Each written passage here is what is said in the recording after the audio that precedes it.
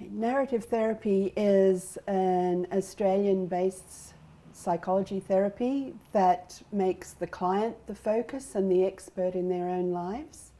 It's a strength-based, client-focused therapy.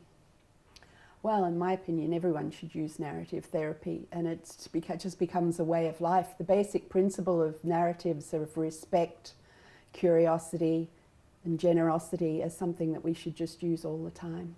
Narrative therapy should be applied at all times, in all sessions, and it can be used along with all other types of therapies as well. So you can add in bits of cognitive therapy or Sandtray or art therapy, but the basic principles of narrative that are respectful and of curiosity are things that can be used in all sessions at all times. An advantage of using narrative therapy with people with intellectual disabilities I've found is that this client base often has great difficulty with abstract concepts, and those are all the emotions, all the feelings, and often relationships. So narrative is a very good way of making these abstract concepts more concrete. Narrative therapy would be used constantly throughout the session. You would just use different techniques. We only really showed one very brief technique with the externalizing in the video, but there are so many different techniques that are considered narrative practice that could be used constantly to gain whatever outcomes you're looking for within the session.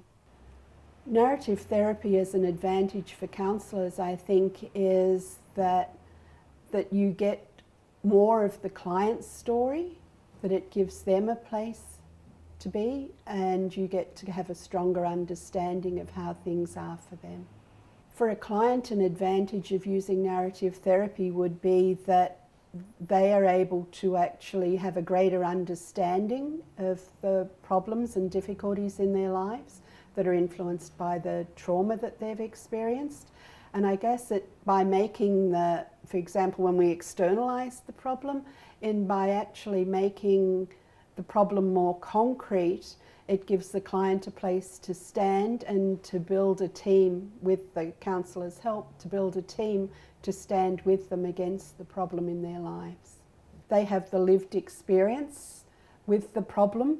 I don't have that, but I can help them understand how that problem is now influencing their lives today and how that's affecting the relationships and the behaviours that they have today. To conclude a session of narrative therapy would be, like any session, was to check the safety of your client and make sure that they're actually in a safe place.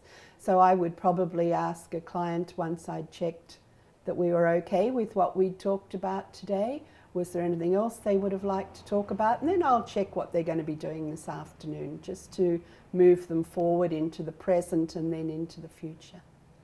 So they're not left in that position of the problem, where the problem's really strong. You'll move them forward into today and then into the future of where they're going from here.